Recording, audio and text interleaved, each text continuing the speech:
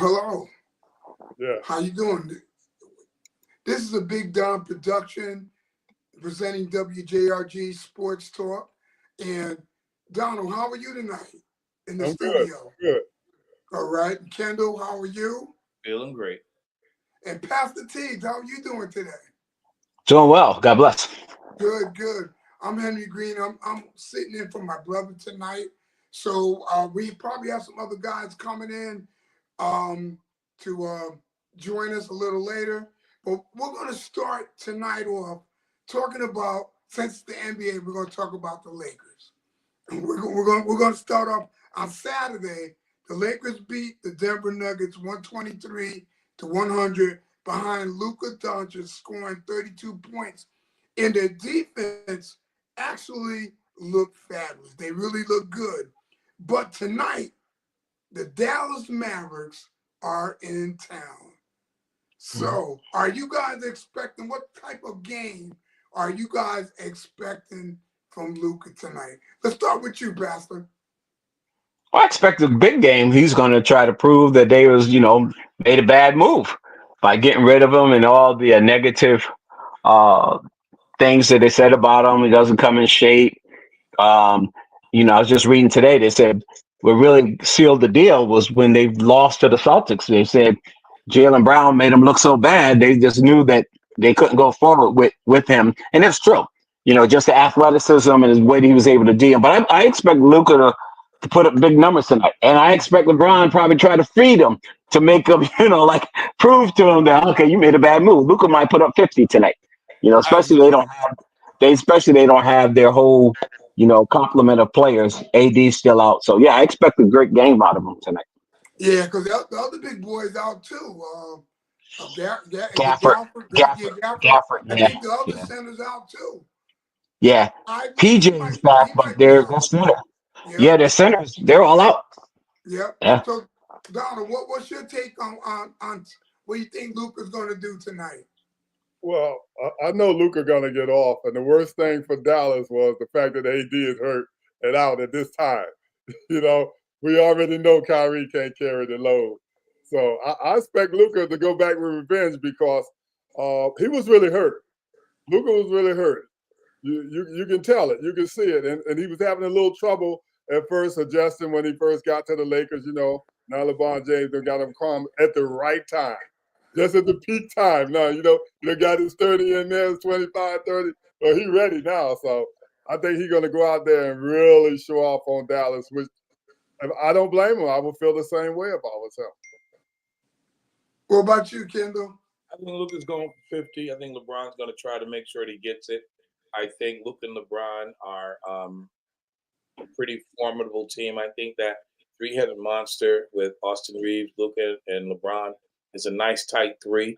I like the way Rui Hachimura is just showing up. I like was it Jackson? I like that team. I think that team. I mean, Compassi, you already know. I already said.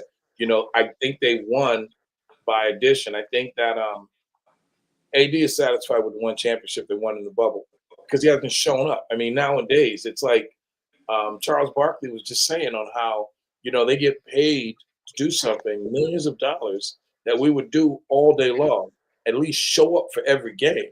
And we know that AD is just not going to show up for every game. So the fact that he got injured and it's a groin and he's out for a couple of weeks doesn't surprise us, So I think he's got that one championship in the bubble and he's happy.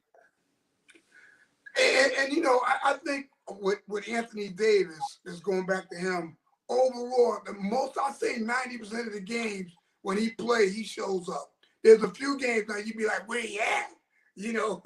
But his thing was he went through a couple of seasons of where he's hurt, where he got hurt and he played good last year. But I do like the way the Lakers look right now. They were playing actually when AD went out. They was playing pretty good, and now with Luka, he gives them more scoring. And one thing I noticed about Luka, I don't know if you guys caught this, I didn't really realize it, how he gets a lot of steals. I know he's not known to be a defensive guy, but he reads the ball really well.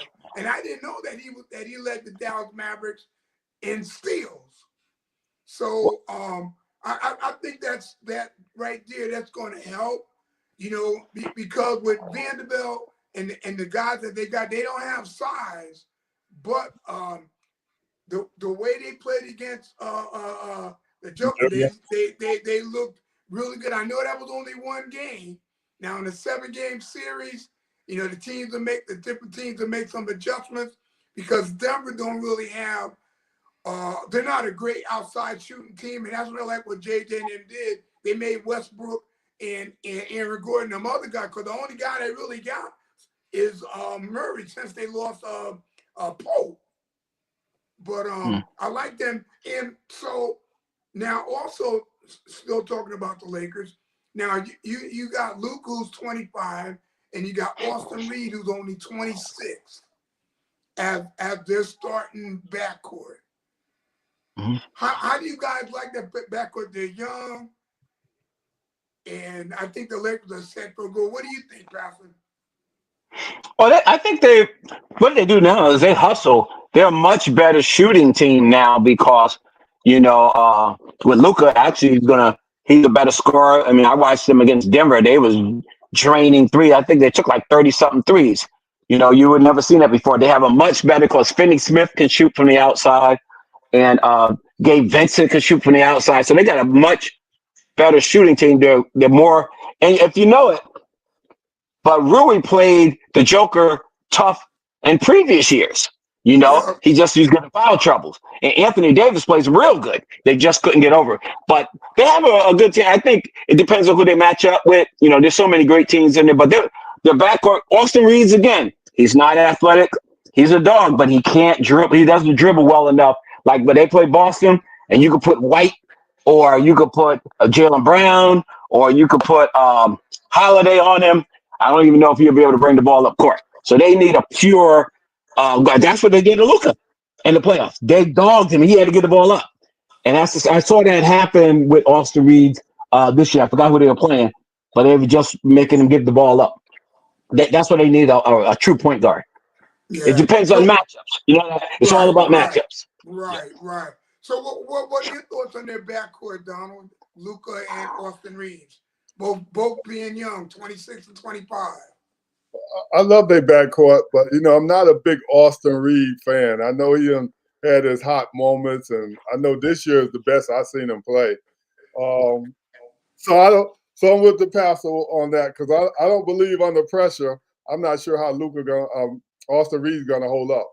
I'm just not sure how he's gonna hold up under that big pressure when it comes down to the wire. And still, the Lakers, even though they look really good, they're still going to be hurting for a big man. So, but I like the front court. I like the back court. I like both of those guys. But Austin Reed, I don't have not a lot of faith in him. Okay. What about you, Kendall? I like the three. I mean, to be perfectly honest, it's going to be a stretch, and Laker fans, Pastor T, probably not going to like what I'm going to say. But when I was watching them, I remember watching the Lakers way back in the day. Gail Goodrich and Jerry West. And I just thought that maybe I caught Austin Reeves on a good night. He had like 30-some-odd points. And I caught, Doncic on a good night.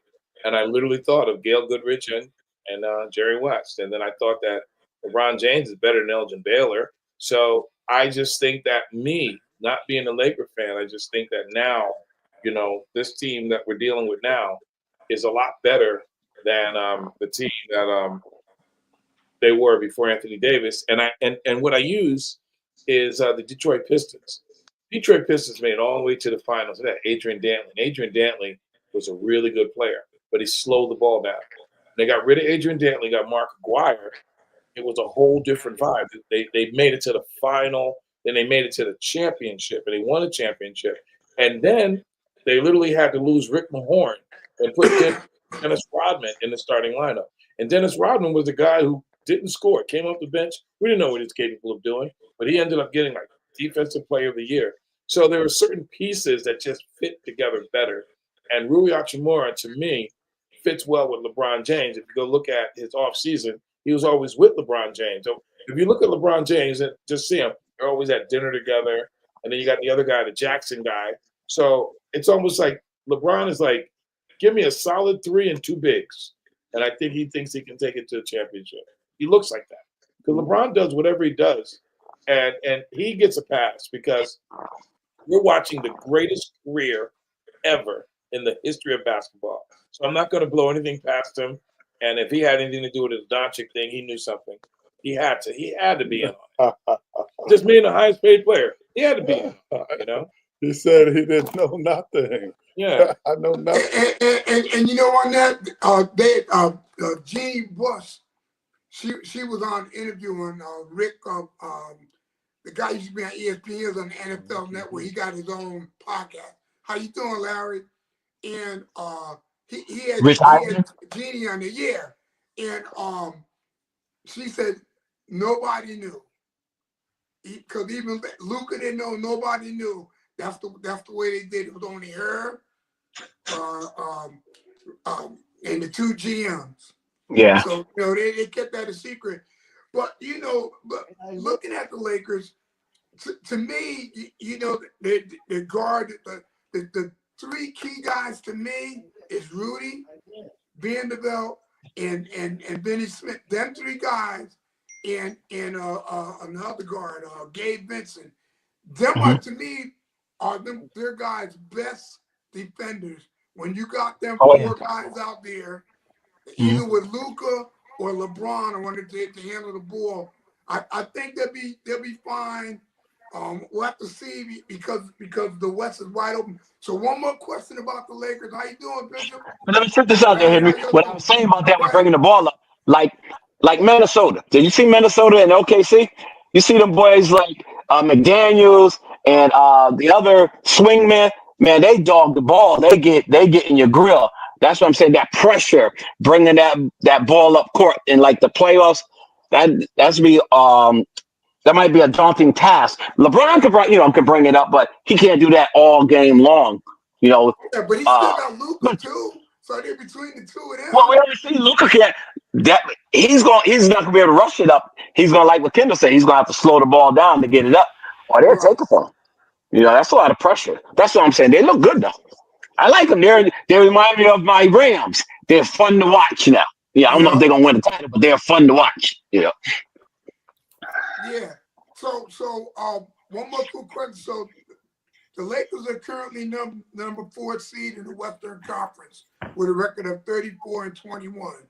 Do you guys think that the Lakers will finish within that position between 4 and 6, or either at 3 in the Western Conference? Let's start with you, Pastor. What do you think? They're gonna be in the top 6. Top 6. I don't think they're gonna go up because I just think, I watched Minnesota with 3 starters out. Minnesota look good, man, and they're missing 3 starters. To me, I was just thinking about what I would do right now. Lakers trade, but you can't do it now, and get Gobert because Minnesota look better without Gobert on the lineup. Now they're running. They look like the Lakers. They got the kid, the 6th man of the year playing center. I mean, they look good, and they're missing 3 starters.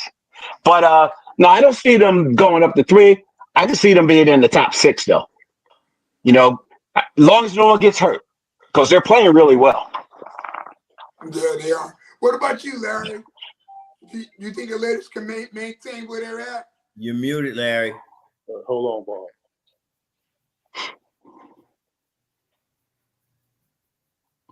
Try it now. Okay, we got Bob McCormick calling in. Want to go with that? Okay, is Bob on the line now, though? Yeah, Bob on the line. Okay, great. Then we'll get back to it later. Let Bob do his thing. Okay, Bob, you good to go? Okay, thanks, Donald. And how you guys doing tonight? Good, Bob. How are you? Doing good, Bob. Great. All right. Well, we're going to start with baseball, actually. And I think I was talking about this to you the other night, Donald, about the Yankees who are dropping their ban on beards after nearly 50 years after it was imposed by owner George Steinbrenner. Mm-hmm. Last season, you remember the team got Alex Verdugo, and he was forced to trim his long hair along with the beard, and he was traded to the team. The current owner the son of the boss, Hal Steinbrenner, said he had spoken to former and current players to elicit their perspective on the facial hair and grooming policy. I guess he made up his mind, and after 50 years, just about, he is going to, well, I should say the players are going to be able to grow beards and their hair too. You remember Johnny Damon? He had to cut his hair and beard off, I remember, when he was traded to the Yankees. On to some other news about the team. They also said they'll play Frank Sinatra's New York only after home wins. That started back in 1980. They used to play it after every game, so now it's only going to be only after home wins. The team skipper, Aaron Boone, has agreed to a 2-year contract extension. Boone is one of the managers in franchise history to lead the Yankees to the postseason in 6 of his first 7 years. DHG and Carlos Stanton has returned to the Big Apple to undergo medical testing. It may be related to his elbow. On to the other team in New York, the Mets pitcher Sean Manaea headed to the IL with an oblique strain.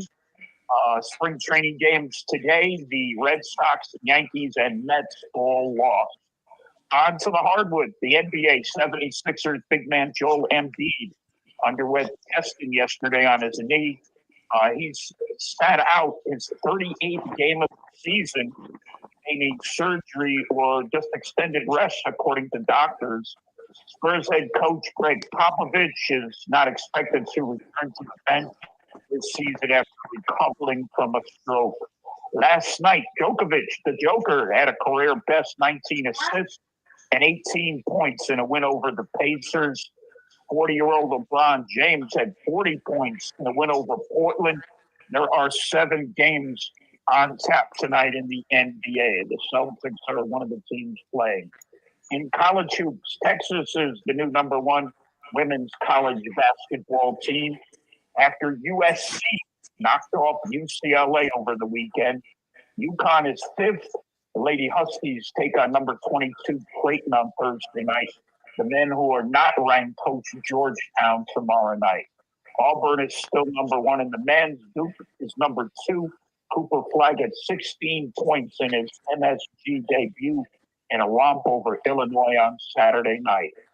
I don't know if you guys saw this. Alex Rodriguez made a half-court shot during the Army-Bucknell game and won $10,000 for a college student. The place went berserk when he did that. In football, Travis Kelce is expected to play for the Chiefs next season. The Commanders are letting defensive tackle Jonathan Allen seek a trade, signaling an 8-year relationship and an end to him with Washington. Former NFL safety Tiana Neal is retiring after 8 seasons. So is Cowboys guard Zach Martin. He's retiring at age 34. Defensive end Myles Garrett won't be traded. The team is not going to let him go. Steelers Super Bowl champ Mike Collier has died at 71. And the Jets quarterback Bill Temery also passed away at 74. He was Joe Namath's backup. Onto the ice in the NHL, the Bruins host the Maple Leafs. It's the Rangers and Islanders in New York. Good hockey game on Saturday night when Canada beat USA in overtime in that Four Nations thriller in Boston.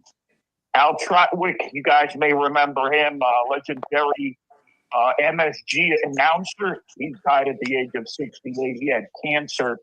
Late word, Diana Taurasi, the leading scorer in WNBA history, is retiring after 20 seasons. And LeBron James and his son Bronny are denying allegations of wrongdoing in a car crash in 2022 in California.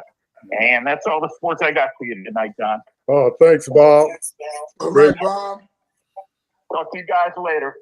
All Talk right. to you later, Bob. So You might have a caller at 6:30 too. I'll see you got what? Kenny Gray. He might call in at 6:30. Oh, okay, cool. So anybody else wanna comment on the if the Lakers are gonna stay with that, or we want to move on? You guys good? We haven't heard from the Bishop. Yeah, that's what I'm just asking. Well, if you want- primarily, I'm still out to lunch on the Lakers, and I did catch some of their recaps. 6, 7, maybe. You know, I don't know, and I don't think I've changed my mind on where I was. They might get out of the first round. I doubt if they get out of the second round. So I'm not going to put a lot of stock in it right now. I want to give this team a little chance to really develop with their interchangeable parts because they do look like a different team now that AD is not there. To me, they seem to be a big victory. Maybe it's my opinion. But let's wait and see what happens. Okay. Hey, Bishop, answer this one right quick. Austin Reeves is 26 and Luka is 25. Do you think with those young boys, they got enough to, and when LeBron James at 40, can they make it? They have those two should be I think they can build around those two. Let's take the equation the next year. I think they can build a good solid team around those two. So, I mean, I think that's a good foundation. I think your thing there, Larry. You may have to turn your volume down. But that's what I just think that you could to build around those two would be a smart idea. And I'm sure the Lakers are thinking ahead because at some point LeBron James is just going to hang up his sneakers and that's going to be it. All right. So Larry, can you hear me there? Yeah, I can hear you.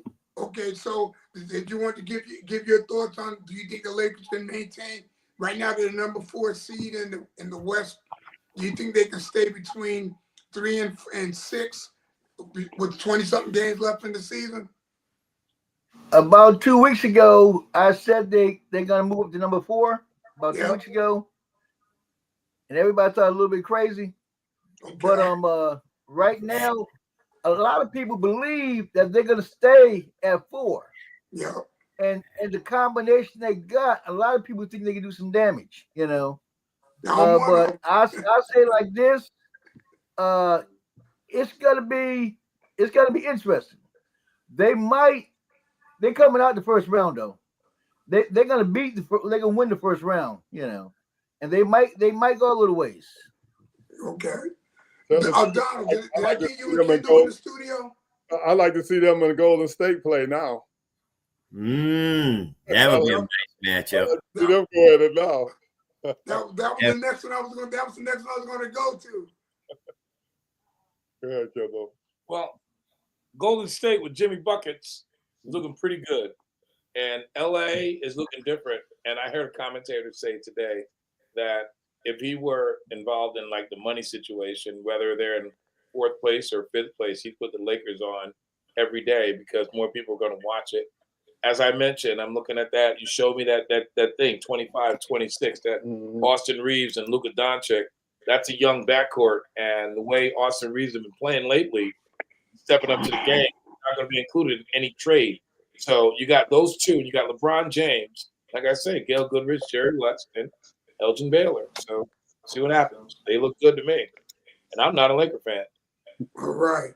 So now, since the Jimmy Butler trade, Golden State is 5-1. So do you guys think when the playoff time comes around, because right now they're, I believe, in the play-in. So I don't think they're not in the top seed 6 right now, but they're 5-1. Do you guys think that they can do some damage in the playoffs? Bishop, let's start with you. What do you think? Listen, I mean, Golden State, one of the best guards in Steph Curry, Jimmy Butler. Buckets brings a good mix to the team.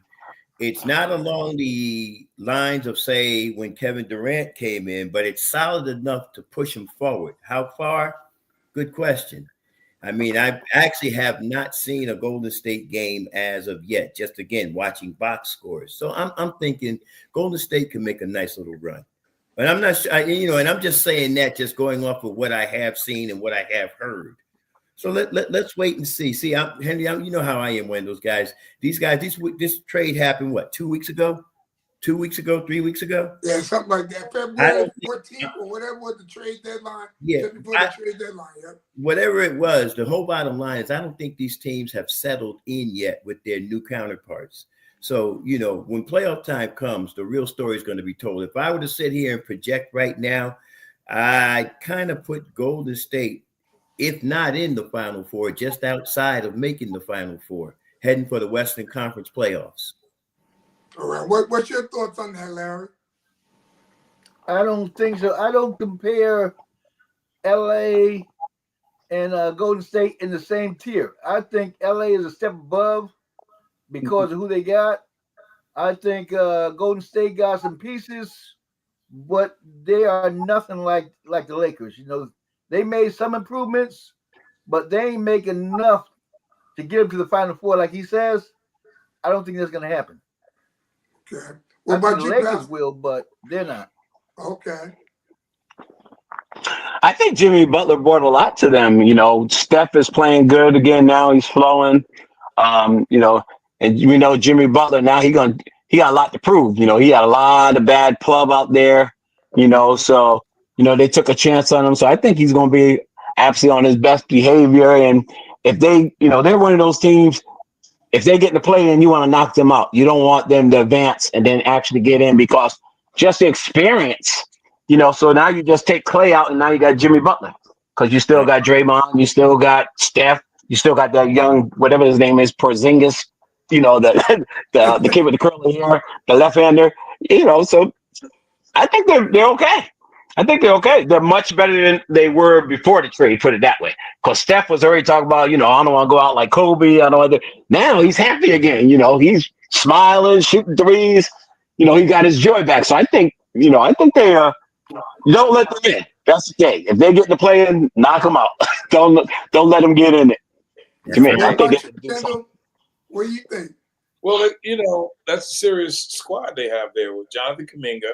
They got Steph Curry, Jimmy Buckets. And here's the thing with Jimmy Butler. He's going to the free throw line. Golden State is now giving you something they haven't had before. Someone that's mixing up inside. That's going to make up for Clay and Steph being the best outside shooters that they are. So they're dangerous, and they're showing it. They're 5-1.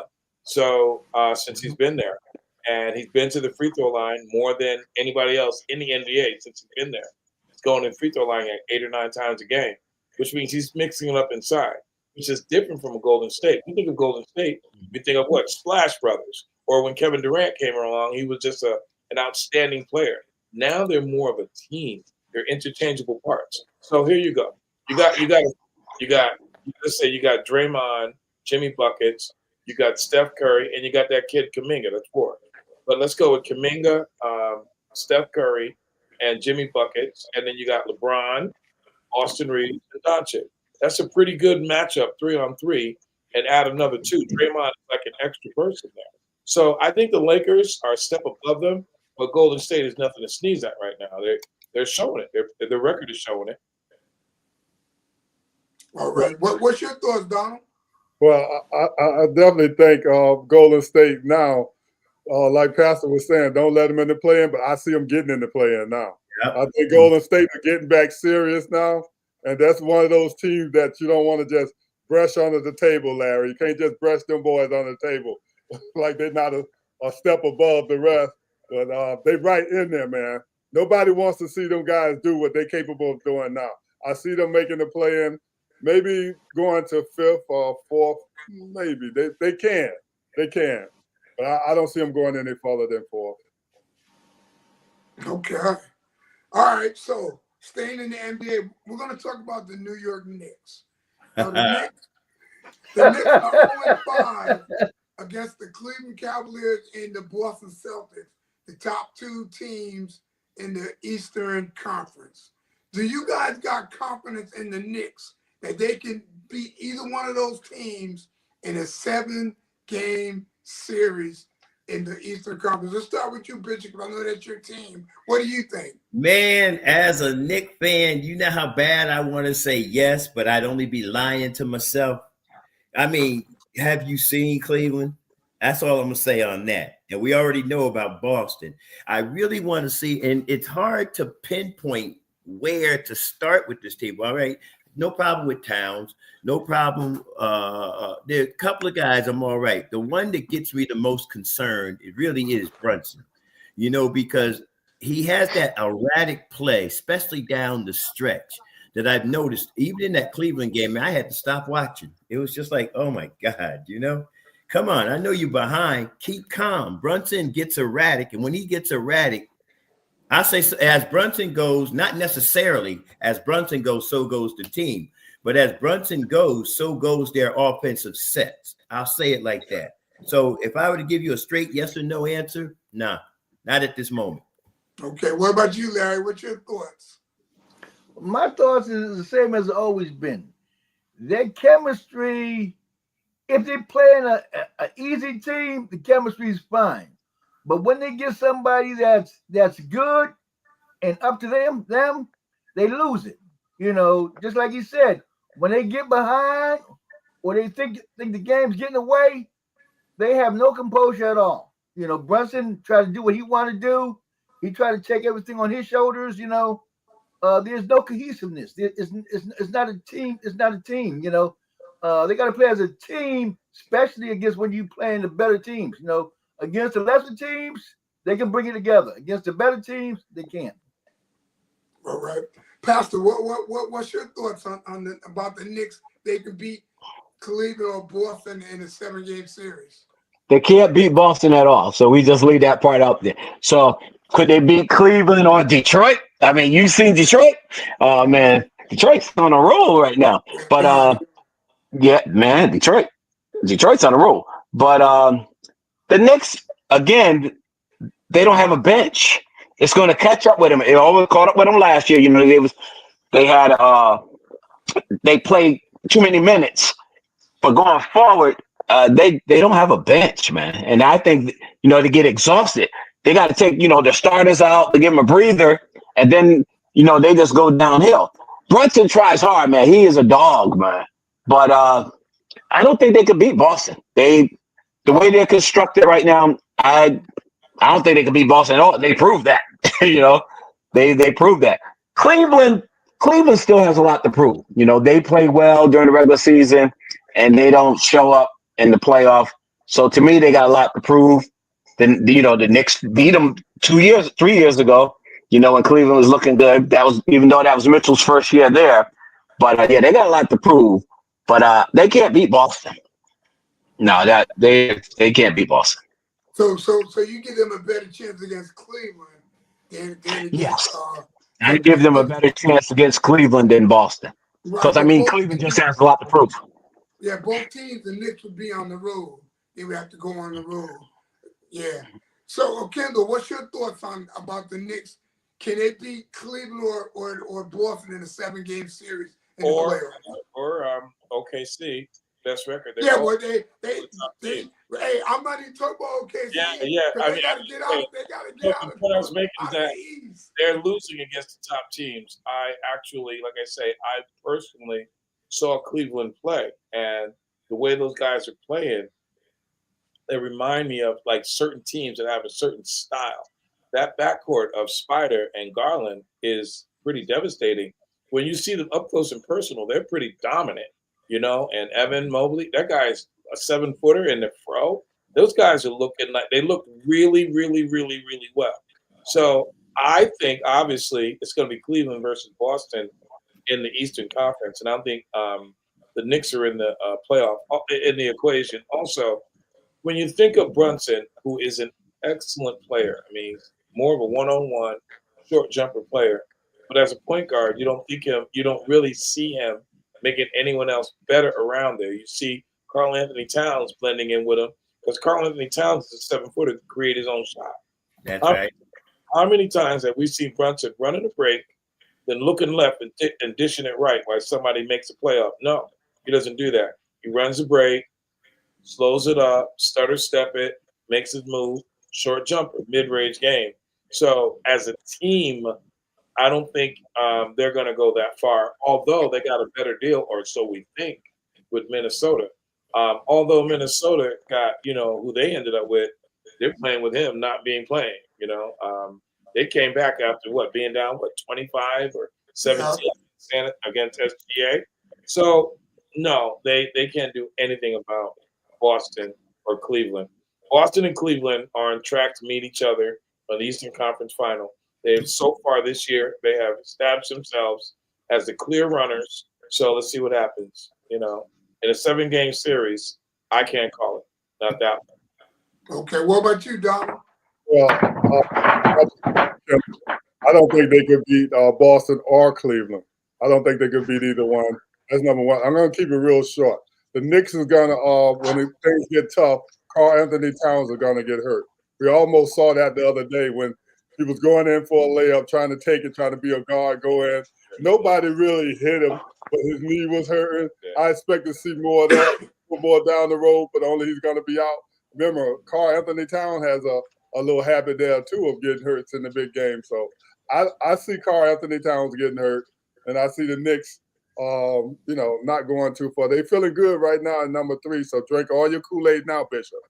Don't go. Hey, I got a little saying I want to share with you, Don. Don't come for me because I ain't sent for you, okay? Hey, so this next question is hypothetical as far as like an imagination thing. Now, let's just say we got slam dunk contests. Oh boy. Okay. And you got, and these are the players. You got Dr. J, Michael Jordan, Vince Carter, Daryl Dawkins, Dominique Wilkins, Kobe Bryant, and David Thompson. Who would you guys pick, do you think, will win that contest? All of them in their prime in a dunk contest. So think What about is it for a going minute. And Larry, I'm gonna start with you. Do you need me to name the guys up again? Because these are like the greatest dunkers in NBA history. Yeah, name off again because I didn't catch them all. Sure. Okay, Dr. J, Michael Jordan, Vince Carter, Daryl Dawkins, Dominique Wilkins, Kobe Bryant, and David Thompson. That's tough. Well, you want to give him a chance to think about it because I already got my opinion's already in. My vote's in. I'll tell you like this. Tracy McGrady. I forgot about Tracy. I forgot about Tracy. They was everybody tried to imitate Dr. J. Dr. J was the first one to do that performance. I'm not getting the internet. Then after him, then Michael Jordan revolutionized everything. From the you're doing the same thing Dr. J was doing, but in a different era. So I would put those two at the top. Yep. I'll go with Dr. J. Yep. All right. Well, Look, and let me throw it here. Here's how I'm lining it up. At number 1 is Dr. J. Number 2, Michael Jordan. Vince Carter's definitely in the number 3 spot. Kobe Bryant in the number 4 spot. Daryl Dawkins at 5.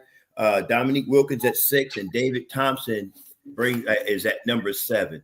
That's the way I see it. Okay, what about you, Thompson? David Thompson, Skywalker, man. I know who he is, but I mean, I would put him before Daryl Dawkins, but yeah. And I'll be honest.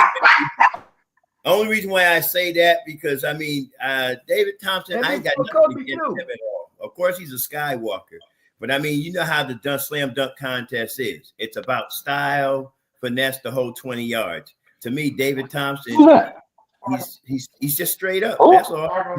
Has a bit more finesse than he does when it comes to a dunk contest. Yeah, Kobe wasn't right behind number 1 and number 2. There's a big gap after Dr. J and Jordan. Oh yeah, I agree. So Kendall, you and Donald, you're in the studio. What do you guys think? And I I'm tell you guys, going to go with Dr. J as number 1, but my number 2 is going to be Vince Carter. I've highlighted. I think he was I don't better. know what's going on with my connection, man. Keep going in and out. I think he's better dunker than Michael Jordan and Kobe. So I'm going with Vince Carter as number 2. Then I'm going with Mike. I don't know. After that, but those are my top 3 there. Okay, I'm gonna go from the bottom. I'm just gonna go with Daryl because he's an in-game dunker. Daryl Dawkins do anything. Hold on, back up. I can't hear you, my brother. I'm gonna go backwards. I'm gonna go Daryl Dawkins on the bottom. He's an in-game dunker, 2 hands, smash the backboard. I've never seen Daryl Dawkins put it behind his back. I just seen him take it with 2 hands, smash the backboard. Same with David Thompson, as the Bishop was saying, straight up dunker. All I see David Thompson and Monty Tao do was that alley-oop, and I didn't see any style, so I got them out of there. So now you got Kobe Bryant, who won a slam dunk contest, but I don't think he's as good a dunker as, let's say, a Dominique Wilkins. So I got Kobe and Dominique on the bottom. Now, moving up here on the top, now you got the Dr. J's, you got the Vince Carters, you got the Michael Jordans, and who else is left? Do I have anybody else? You got everybody. Okay, so You got everybody. So now, What about Drexel? Dominique, I had just said Yeah, you got Dominique. everybody. So now, what I'm going to say is you got Dr. J, the originator. You got Michael Jordan, the imitator. There you go. You got what's his name? You got Vince Carter, who's the aviator. And I'm going to tell you right now, all like three of them are my 1A, 1B, 1C pick 'em. Because on any given night, when Michael Jordan did the 87 Kiss the Rim, we've never seen nothing like that. Vince Carter, between the legs, we've seen nothing like that. And Dr. J, On the Dr. foul J line. in the game on Cooper, rock the cradle. My goodness. Just Dr. J being the dunker that he was. I don't think anybody would have been the dunker that they were if it weren't for Dr. J. But we are missing somebody else. 2. Yeah. Well, I got 1, maybe 3 now. Nobody talks about this, and I don't believe they do. I remember when the dunk contest came around, and it was supposed to be for Dr. J, and Larry Nance had something to say about that. And if you remember Larry Nance's dunk, tough dunk, man dunks, them things were like, where did he come from? You know what I mean? So I wonder why he is not in the conversation. He's the only person to beat Dr. J in the dunk contest that was tailor-made for Dr. J. Who are the other 2 you talking about, Bishop? Well, you mentioned Larry Nance. You just mentioned Larry Nance. I had Sean Kemp in there. And of course, I think Larry just mentioned Tracy McGrady. Now, you got to remember when Larry Nance beat Dr. J was what, 34 years old, something like that? So he was coming down to the end of his career. And I'm not taking anything away from Larry Nance. He went out and did what he had to do. Let's just put that out there. So basically. What about Spud Webb? That's true. What about Spud Webb being a little man? But I don't. Nate Robinson won it twice. But you got to remember now the question with each one of these guys in their prime. Yeah. When they all was in their prime. Mm-hmm. Now my take out of all them guys are great. I like Daryl, Dr. J, but I would say if it was in a slam dunk contest and all them guys were at their prime, I would take Vince Carter. I think to me, I think he was the most exciting dunker. I love Dr. J because what he did, but I think as far as the charisma that Vince Carter had as far as for dunking, that's my take. But we would never know. Start from the top of the key though. Oh well, he's gonna be Dr. J. Dr. J. He can fly to the rim though. I mean, you know what I'm saying? What I'm saying, as far as the windmills, Dominique was low, but you know, we're going through the legs. I think Vince Carter would beat all them guys, and as showmanship, I would give it to Vince Carter. I was watching the other day. They had Aaron Gordon and Zach LaVine that year. Oh my God, that was. Man, Aaron Gordon was sitting down. He jumped over the guy. He was sitting down. The ball went behind his back and through his leg. And he was another one. You know, it was like I didn't want to make the list too long. Right. Out of those, my top three would be Dominique, cause just for creativity, Dominique, Dr. J, and Michael would be my top three. Those, well, yeah. So you Not Vince. saying Vince don't have no creativity? Vince is not Go in there? look No, at all I wouldn't put him in there. Those three for me, as far as my top three dunkers would be Dr. J, because he kind of originated it. Dr. J, Michael, because he's the only one that could really fly, besides David Thompson, and then Dominique, because to me, human highlight film, I gotta give it to it. That's me. Good at it. All right. And I'm gonna stick to my top three: Dr. J, MJ, and Vince Carter. Those are gonna be my top three. Got you. So anybody got any more? My three too. All right. So we're going back in the day. We're going to talk about high school basketball. Two players, Calvin Murphy and John Williamson. Yeah. Okay. And all right. So now Calvin Murphy played for Norwalk. And the sophomore year, he averaged 25 points.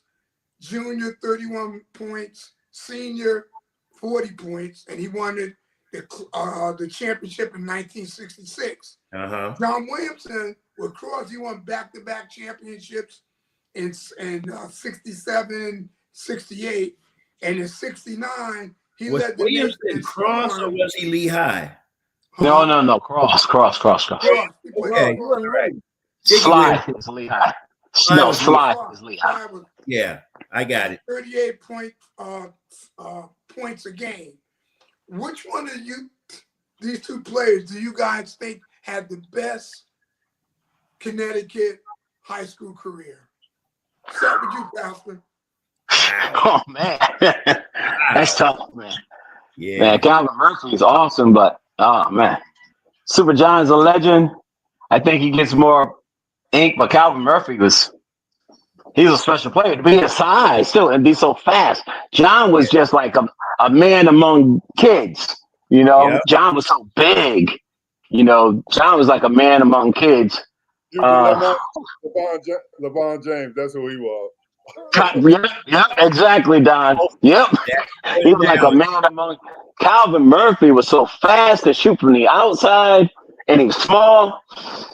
But I think John probably had a better career, man. You really couldn't match up with him. He's so big. What about you, Larry? Go ahead, Larry. Because Super John, see, where Super John came from, because Wilbur Cross was bringing him out. A lot of great players came out of Wilbur Cross, and John got a lot of more exposure. I got to say Super John. What about you, Bishop?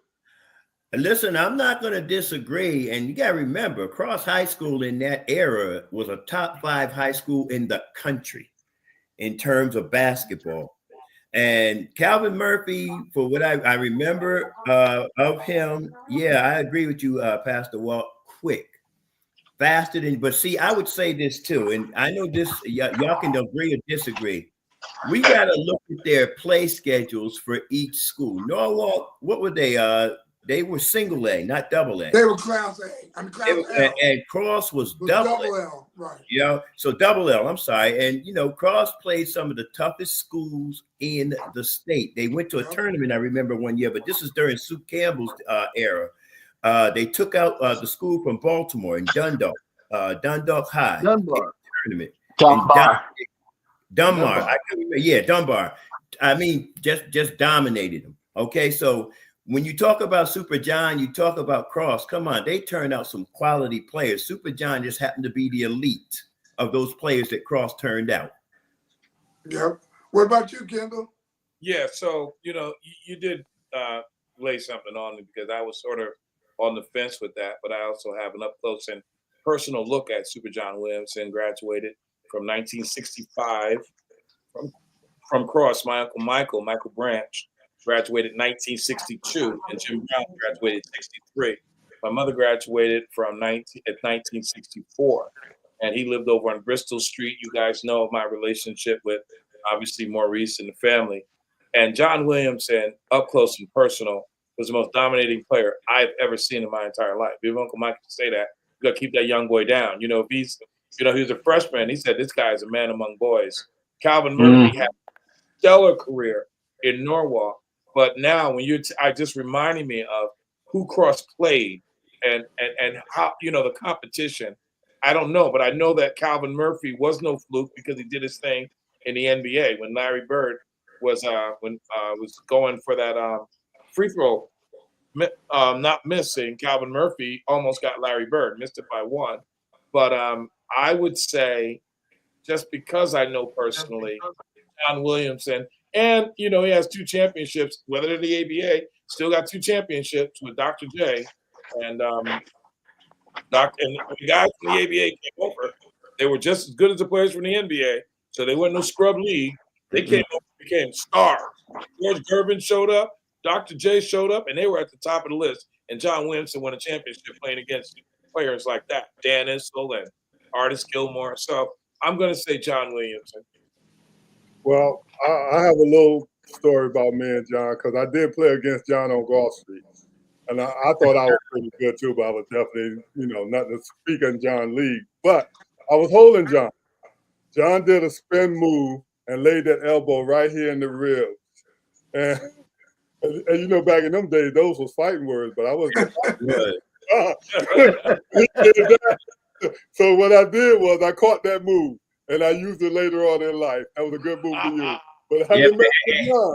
Hey, John, the key word was you was holding John Williams. He was that dominant. John did a spin and came around just like that, placed it in the right spot where I went. Oh my goodness! Almost took your breath away.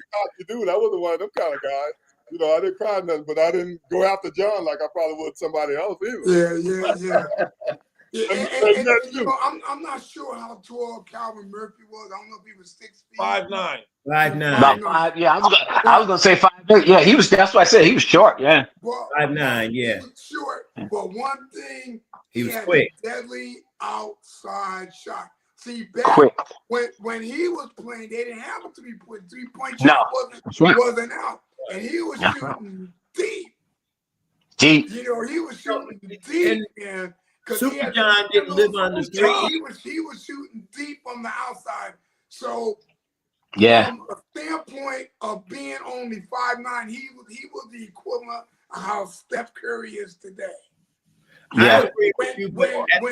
What I'm saying, when you're 5'9" and you're averaging 40 points a game, he's a bad man. And that right there says a lot. But who else gets looked over, Henry? You know who gets looked over too? Because Wes Matthews. Wes Matthews was a bad man. Wes Matthews was a bad man in Connecticut. I remember when Chucky Ash was playing for Hills, and I remember going to watch them down in the Payne Whitney. And I think Chucky put up like 40, Wes put up like 50 against Wes Matthews was a bad boy, man. Charles Ash. Yep, Charles Ash. Yep. Yeah, Chucky was a bad man. Chucky was a bad man.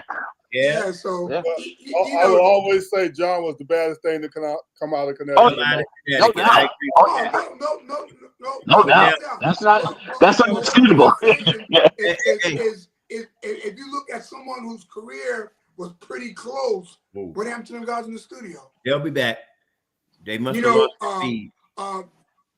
Their career, as far as what Calvin Murphy accomplished, and at his height and his talent, he was good. So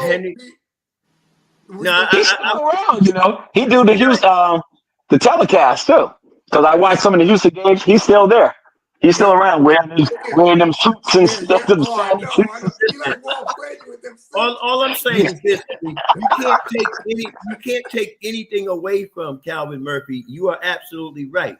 But the one thing you got, and I got to bring this up because when you look at the teams that they played, the competition probably was better. I mean, just around the neighborhood alone, you only had Stanford High.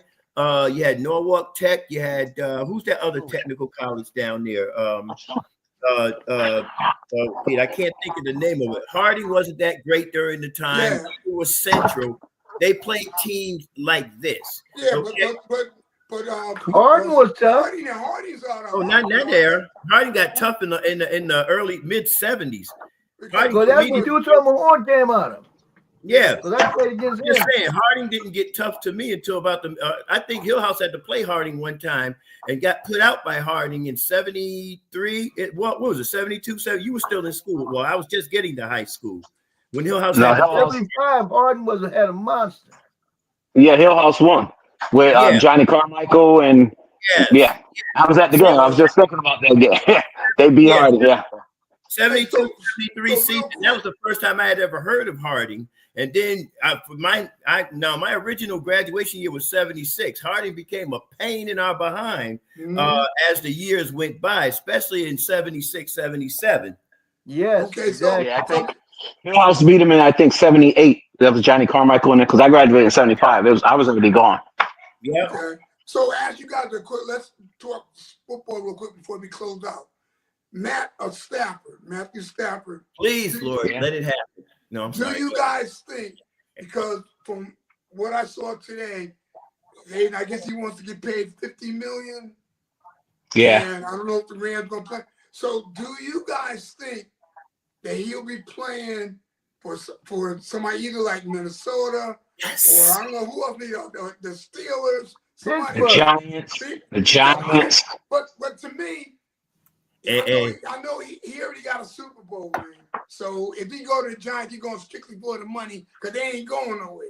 They ain't going Right. nowhere. So if he just going for the money, and there's a lot of different things. But if he want to try to win, then he got to look at where he's going. So, Pastor, start with you. What do you think? I know that's your team. Do you think they're going to split, or you think Matt? Because Matt, I know he's 37, right? 38, something like that. Yeah. 37. Well, the thing is, because he renegotiated his contract, restructured his contract last year, and he balled out this year. He played very good.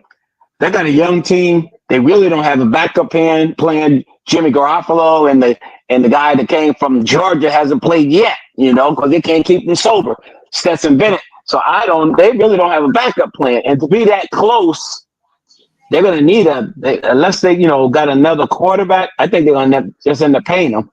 They might could push it out instead of getting, $50 million for 1 year. Maybe they can get him to restructure it again. But he still got a lot of ball left on him. He played great against the Eagles. Yeah. Oh, man, they should have beat the Eagles. He played great against the Eagles, but and they're so close to them. Your defense is young. I don't know. It's gonna be. But what they did is they gave his agent the rights to shop around to see what the market, to see what the going value is for them. So they haven't said no, we're not going to sign them. They said, okay, shop around and let's see what the going rate is, and then we'll get back together and talk. But him and the coach got a great relationship, and they got a young team, and they don't and they don't have a high draft choice. So if they get rid of Stafford, they're going to be starting all over again because their backups stink unless they're going to bring in somebody like Aaron Rodgers, So other than that, I know, Larry. I think you're 100% right because that's the only thing they did. They told him to shop around because they just want to give him a ballpark number so he can know how actually much he's worth, So what's actually going to happen, he's going to stay with the Rams, but they might get him for about 45,000, a year. 45 million. I think he'll stay if he get that amount with the Rams have a chance to win, because I wouldn't go to another team and don't know Jack from Jill, and because you go to Giants, that's just a waste. You go to Steelers, that's gonna be a hard way to go. And then if you go to the Vikings, maybe you have a chance, but I doubt it. Vikings have too much bad luck. Oh Lord. So Bishop, well, if with Minnesota, if you had a chance, if you were the GM at Minnesota, would you offer Stafford the money that he's looking for with the team that you got him at quarterback? I would offer that money to Stafford a lot faster than I would Sam Darnold. I promise you, that would be a no-brainer for me because I'm looking at it like this. I get 1 or 2, maybe even 3 good years out of Stafford, but at the same time, I can work J.J. McCarthy to where he becomes ready. You know, I saw that, and I said to myself, Minnesota would probably be his best fit because I think he's very familiar with Kevin O'Connell. So Yeah. Minnesota might be his best fit if he's going to go anywhere at all. I don't think he's going anywhere, but if he's going, Minnesota is his absolute best fit, even if he's chasing money, because he can get, I think, I forgot what the number was. I saw somebody, they said 50 million. Yeah, but they're talking about 40, 45, 50 million for Sam Darnold. For what? So you could be good regular season and fall apart like a cheap suit come playoff time? I would take Stafford in a heartbeat and keep developing McCarthy because at some point in time, I'm going to have to get McCarthy going. I mean, he's young. He's got 2 or 3 years left on a rookie contract. I got to try to save my money, you know, at least get him in there. You know, as a matter of fact, I know, don't beat me up on this, Pastor T. I would see if I could trade Darnold for Stafford. So That's a joke. So Ken, Trade the rookie. Trade J.J. McCarthy for Sam Darnold. You do not get McCarthy. You take Darnold and a 3rd round draft pick. We'll see you later. So Kendall, if you were Minnesota or the Steelers, one of those 2 teams that got a good team overall, but you need a quarterback, would you go after Matthew Stafford? Absolutely. He's a Hall of Famer. Absolutely. He's won a championship. He's a solid player. He's been a solid player. He did really well in Detroit, although the team wasn't there. Got himself a team in Los Angeles and won a championship. He puts up the numbers. When it's all said and done, during this era, the possibility exists, and I would like someone to check it out. He's playing the same time Aaron Rodgers is playing, and I think he has more yards than Aaron Rodgers. I think he is a first-round Hall of Famer, and his play hasn't leveled off. He's looking real good. If I were him, I would love to go play with Minnesota Steelers, have a shot at another title. What about you, Donald? What do you think? He wanted the money, so he had to throw it out there like this here so he can get a decent payday. I think he's all about the money. I don't think he's going anywhere. No, I don't either. I don't think he's going anywhere. I think it's just about how to get as much, you got to play the game. And I think that's what he's doing. So we can talk about who wants him and all Where's that. Bruce at? He's going to the Cowboys. Where's Bruce at? Hey, Trey, what's his name? Trey Dak. Oh my goodness. The NFL, but there's reports where they might look of eliminating the tush push. So what do you guys think? Because the Eagles are very successful at doing that play. I know Buffalo's been pretty, but not as well as the Eagles. Larry, let's start with you. What are your thoughts on that? Say the question again. The NFL right now, they're looking at maybe eliminating the tush push. Because I guess I think worried about players' safety. I think you can get really hurt if you try to defend that, especially like the Kansas City tried. He tried to defend that, but that's just too much pressure. You'll hurt yourself trying to stop that. Okay. What about you, Just Bishop? get rid of it? No, Yes, you get know rid of what? I'm of this persuasion. Let's stop making a lollipop out of the game. Because the truth of the matter is, the teams are gonna have to figure out how to defend the tush push. And I agree with you, Larry, because I think it was your I don't know if Jones is your tackle. Yeah, Jones. Yes. The first time Big Jones got hurt. Yeah, he got hurt. I mean, and he kind of wasn't the same the rest of the game, but I guess that was the initial smack in the mouth. But I mean, I'm sorry, NFL, if you're watching Roger Goodell, stop trying to play into the hands of the Chiefs. They didn't have enough money to pay the rest. Pastor, what you think? What your thoughts? It's you can't get hurt, but I think that the Eagles done came up with like the perfect scheme. I don't think they should take it away from them. They should make them stop it. Get some big guys to get on the other side of the ball to make them stop it. That's all. But I don't think we they should take it away from them. got 400-pound linemen. I mean, Jesus. You get all I that know. together. They got the biggest offensive line in the history of the NFL. What about you, Kendall? Average. Oh, listen, the biggest offensive line in the history of the NFL. You get down to 1 yard line.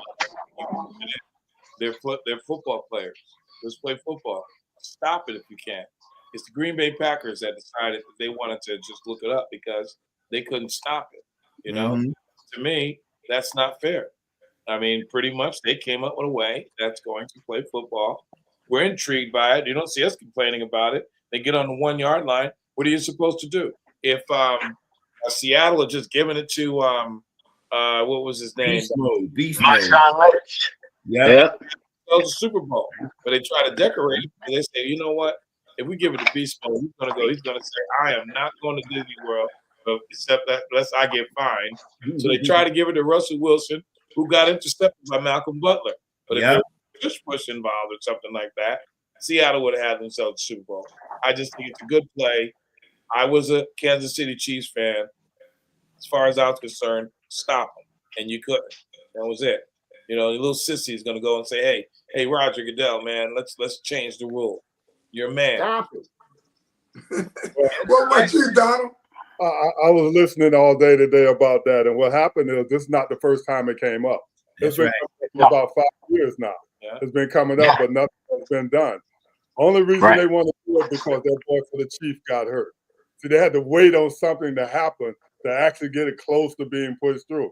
See, now they want to be. But am I for it? I'm 100% against it. This is football. You know what I mean?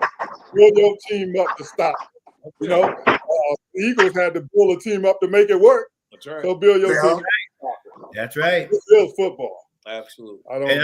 And if I can add to you, Don, and take it just someplace else, I know we're talking about the tush push.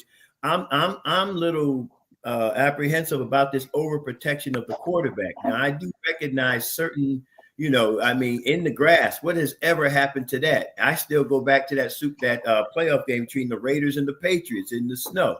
The immaculate fumble that never takes. Come on, man. You call in the grass, the Patriots are not going to the Super Bowl that year, but well, such is life. You know, they're hurting the game trying to make it.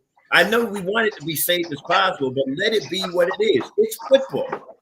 You know, as you heard me say time and time again, I had my one stint and Warner went 80 over the middle and ain't been over the middle since. All right.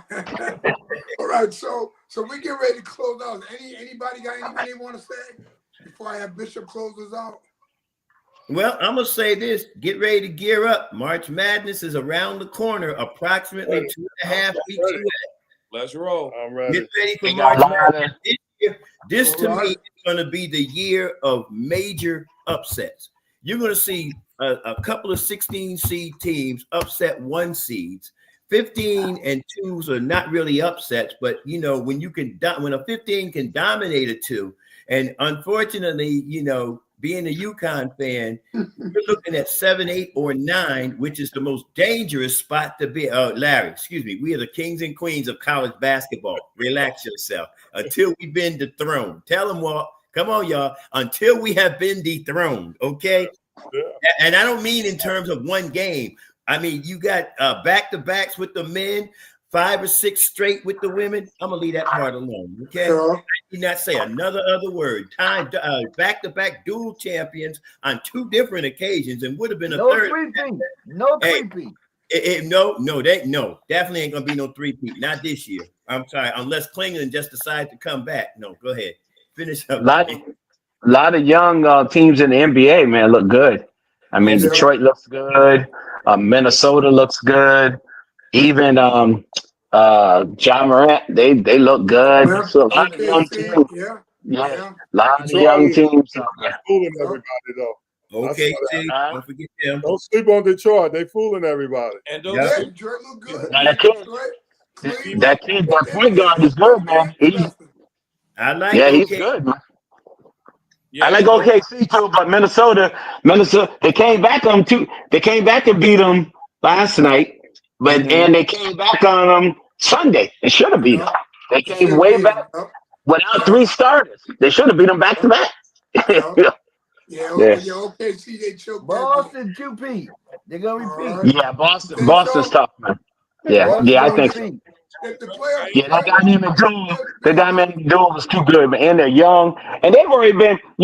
We forget that they already played against LeBron when he was at Cleveland. I mean, he was there when they was out there, so they've been together a long time, man.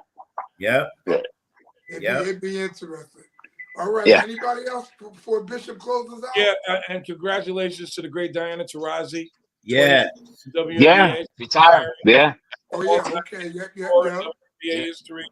UConn legend, one of the greatest, if not the single greatest player that we've seen so far. Absolutely. Yeah. Kobe Bryant of the WNBA. That's what they call it. Yeah, man. She's definitely Yeah. a great basketball. I don't know if she's the GOAT or not, but she's up Maya Moore up there too now. there. Maya She up Moore's there. there. Yeah, she up Yeah, there. Moore's up there. Yeah. You got a lot of UConn players that are going to the Hall of Brianna Fame. Stewart, come on, 4. Yeah. Yeah. But anyway, All right. So Bishop, you want to close this out, dude? I can close this out, but before we do, I mean, and Yep. I do want to point. I know this is not a basketball point, but our condolences go out to the family of Roberta Flack and Jerry Butler, who both had transitioned in the last 2 weeks. Roberta Flack about 2 or 3 days ago. Yep. You know, every one of us here knows about her and Jerry Butler and their music legacy. So, you know, and of course he mentioned Al Troutwig. Of course, many of us who watched MSG heard Al Troutwig and his sports calls and things of that nature. To me, he was part of the fabric of sports back in that day. So to those of you who are watching us on WJRG Sports Talk, a Big Don Productions, I do appreciate you. We appreciate you being here on behalf of Jerry Green, Henry Green, Kendall Tyson. I'm getting ready to call him FEMA. Get ready to get his initials in there. Of course, Big Don himself, legendary Pastor Walter Teague, who, by the way, don't go nowhere on the KMI channel. This young man's coming to preach down at Power to Stand the 5th Sunday in March. Right. Don't want to miss this word. Right. Anyway, to my good friend Larry, he's just across the street, sort of kind of speak, but he is there. I know you don't see him now, but he'll be back. We thank you for being with us. Don't forget to tell your family and your friends about Sports Talk, about the KMI/USA podcast and what's going on. It's Connecticut's #1 TV broadcasting podcast. With that being said, let us look to the Lord. Father, we thank you for this day, for all that you have done, for this opportunity to even talk sports. Thank you for giving us a chance to gather together and to just fellowship one with another. And God, even when our opinions were not the same, God, yet and still, you've given us the prowess and the way to be able to just communicate, even we agree to disagree on things. Now, as we leave this place, but never your presence, continue to go with us, stand by us, lead, guide, guard, govern, protect, and correct us as we move forward into our daily lives, Father God. Thank you for what you're doing in the families of everybody that's represented here, for their spouses, Father God, and for any other family members that with anything. Lord, we love you for who you are and for all that you're doing. Now unto him who's able to present us faultless before his throne, to the only wise God be glory, majesty, dominion, and power, both now, henceforth, and forevermore. And the men of God said amen. Amen. Amen. Amen. Amen. You brothers have a blessed week. I won't be on Friday, but I know you guys will be on Friday. Y'all have a blessed week, okay? Yeah, you know it. You're going to be late. Show up. And Bishop, have some UConn stuff for us. Have some college basketball. Okay. I'm going to be honest with you. After that game the other day, man, St. John's beat them down and Villanova took them out. I don't know what UConn's going to do this year, but I'm hoping they can get to the round of at least to 32. Well, I predicted them Elite 8, but now I'm beginning to back up on the Elite 8 because this team is disoriented. well maybe they play better in the tournament. Well, that's the main thing right there. I'm hoping that they've got to actually get to the championship game to get a seed higher than 6 or 7 right now. Yeah. They got to literally get to the championship game. And the road's already difficult because Marquette, Creighton, and Xavier stand in their way. We ain't going to talk about St. John's, okay? That's an absolute beast. St. John's. Yeah. Have a good night, man. Let's say for Friday. Good night. All right. We'll talk college ball Friday. All right. God bless you. All right. God bless, fellas. Bye-bye.